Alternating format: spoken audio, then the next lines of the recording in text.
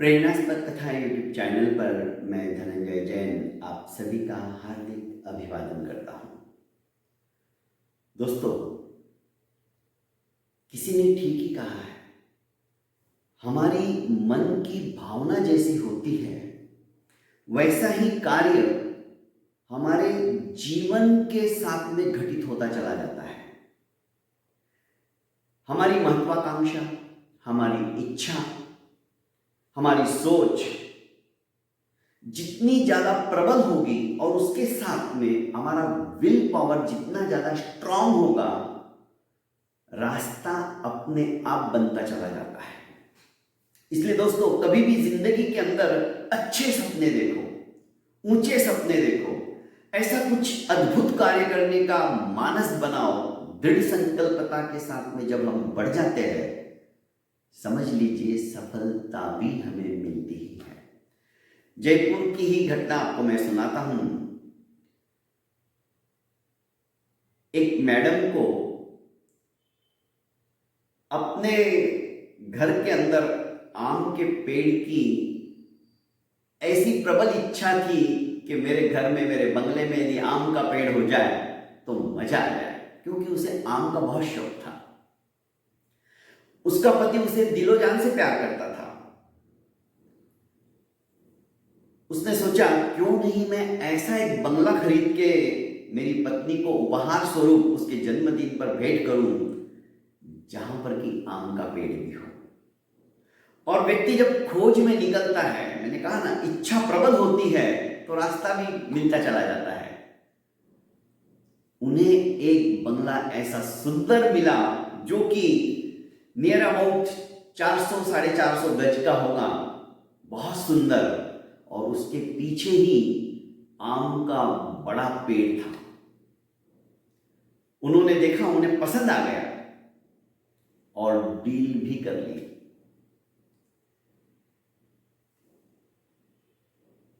Furniture की कोई आवश्यकता नहीं थी, क्योंकि ये बंगला पूर्ण रूप से फर्निश्ड था। विविध अत्याधुनिक वस्तुओं से सुसज्जित था। मुंह मांगी कीमत इन्होंने उसे दे दी और पत्नी के जन्मदिन पर उसे चाबी देने के लिए इंतजार करने लगे। इसी बीच देखो दोस्तों,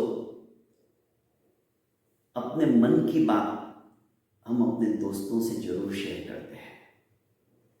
तो इन्होंने भी अपने मित्र से कहा, जो कि इनका सुख दुख का साथी था, कि दोस्त, मेरी पत्नी को अपने बंगले के पीछे आम का वृक्ष हो, ऐसी भावना कई बार उसने मुझे जताई है, बताई है, और उसका सपना मैं सच करने जा रहा हूं। मैंने बंगला खरीद लिया है,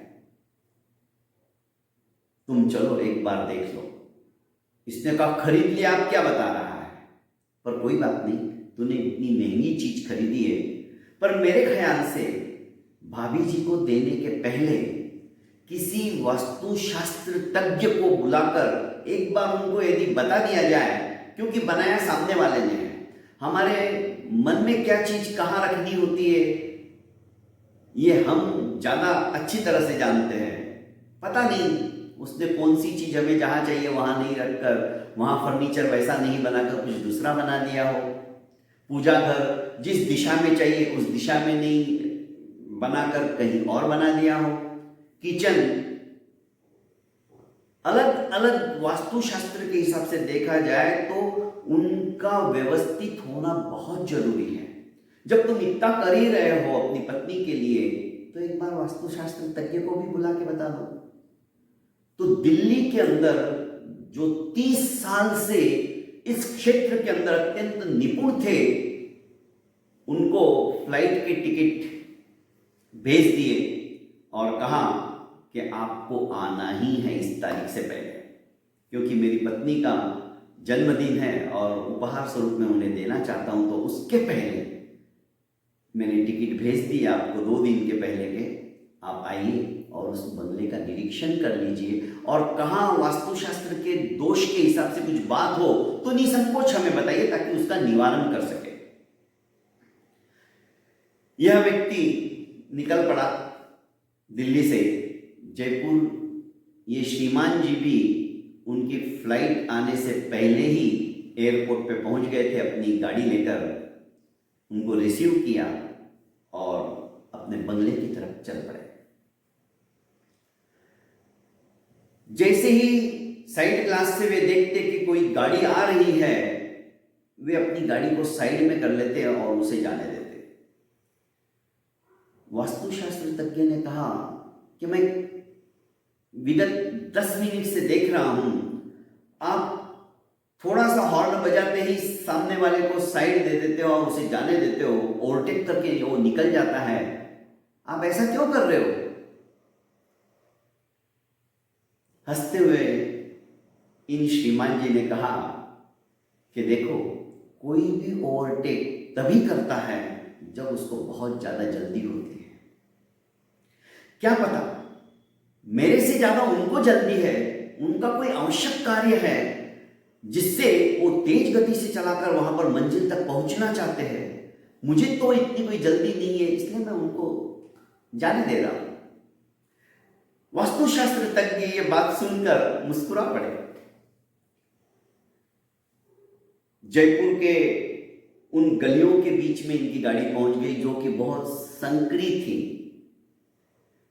अचानक, वैसे भी इनकी गाड़ी स्लो ही चल रही थी, एक बच्चा, छोटा बच्चा भागता हुआ उसने रोड क्रॉस कर लिया। इन्होंने थोड़ा सा ब्रेक दबाया, गाड़ी वैसी धीमी थी तो एकदम से रुक गई। ये श्रीमान जी इधर उधर देखने लगे तो वास्तुशास्त्र तज्ञ ने कहा कि आप चलिए, बच्चा चला गया, उसने क्रॉस कर लिया। कि नहीं, उसके पीछे जरूर एक आधा बच्चा और भाग रहा होगा। और इतना बोलना समाप्त होते ही एक बच्चा और तेजी से भागा। इन्होंने कहा, आपको कैसे पता?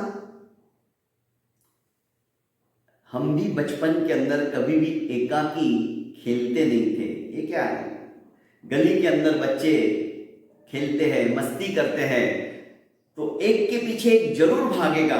ये सोचकर ही मैंने कहा कि दूसरा बच्चा भी होगा, और मेरा अनुमान सच निकला। यदि हम गाड़ी चलाते रहते तो हो सकता है उसको चोट पहुंच सकती थी, क्योंकि बच्चे अपने खेलने में मग्न रहते हैं, मस्त रहते हैं। उन्हें वाहन यान क्या आ रहा है इसकी कोई चिंता नहीं रहती, कोई फिक्र नहीं रहती है। वास्तुशास्त्र तज्ञ इस बार भी मुस्कुरा दिए। जैसे ही इनके बंगले के पास वो गाड़ी आई तो गाड़ी को दूर से देखते ही जो गेटकीपर था उसने दरवाजा खोल दिया। गाड़ी बंगले के भीतर गई। जैसे ही गाड़ी भीतर गई, इन्होंने देखा आकाश में अपने पिछवाड़े से, बंगले के पिछवाड़े से 7-8 पक्षी एकदम से फर्राटा लेके उड़ने लगे थे। वास्तुशास्त्र को रोकते हुए उन्होंने कहा कि आप थोड़ा तनिक रुक जाइए, दरवाजा मत खोलिए, क्योंकि लगता है आम के पेड़ से आम चुराने के लिए कुछ बच्चे आए हैं और उनकी आहट पाकर ये पक्षी उड़ गए हैं। यदि हमने दरवाजा खोला और उसकी आवाज उन बच्चों ने सुन ली तो शायद वो भाग जाएंगे। उन्हें थोड़े से आम ले लेने दीजिए, 5 मिनट हम यहीं बैठकर बातें करते हैं। इस बार वास्तुशास्त्र तज्ञ जी अपने आप को रोक नहीं पाए। उन्होंने कहा, एक बात कहूं, आप बुरा मत मानो, आपने ओवरटेक करने वाली गाड़ियों को रास्ता दे दिया, जाने दिया। जो बच्चे रास्ते में आ गए थे आपके गाड़ी के आगे, दूसरे बच्चे का वेट करने के लिए आप रुके रहे। जो बच्चे आपके ही इस बंगले के पीछे पेड़ पर से आम चुराने को आए हैं, उनको आप चोरी करने दे रहे हो। कहीं आपकी और मेरी आवाज सुनकर आहट पाकर वे बच्चे भाग ना जाए आम लिए बिना। आप इतना उनका ख्याल रखते हो। श्रीमान जी, आपके घर को देखने की जरूरत नहीं है, आपके बंगले को देखने की जरूरत नहीं है, वो तो वास्तुशास्त्र से परिपूर्ण है। अरे जो व्यक्ति उस घर के अंदर रहने वाला है, उसके मन के अंदर इतनी करुणा, इतनी दया, दूसरों के दुख को समझने की जिसकी भावना है, दूसरे के भावों को समझने की जिसका अंतर मन लालायित रहता है, ऐसे व्यक्ति के अंदर वास्तु दोष उसके घर और परिवार में हो ही नहीं सकता है। इसलिए किसी ने कहा है, जिसका मन, जिसका भाव सच्चा होता है, जीवन में उसका हर काम अच्छा होता है।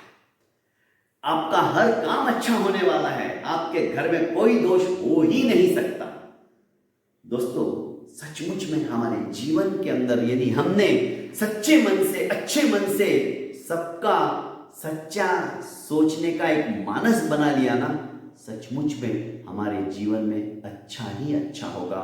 बहुत बहुत धन्यवाद। प्रेरणास्पद कथाएं यूट्यूब चैनल को आपने अभी तक लाइक एवं सब्सक्राइब नहीं किया है तो दोस्तों कर लीजिए और ज्यादा से ज्यादा इसे शेयर कीजिए। प्रणाम।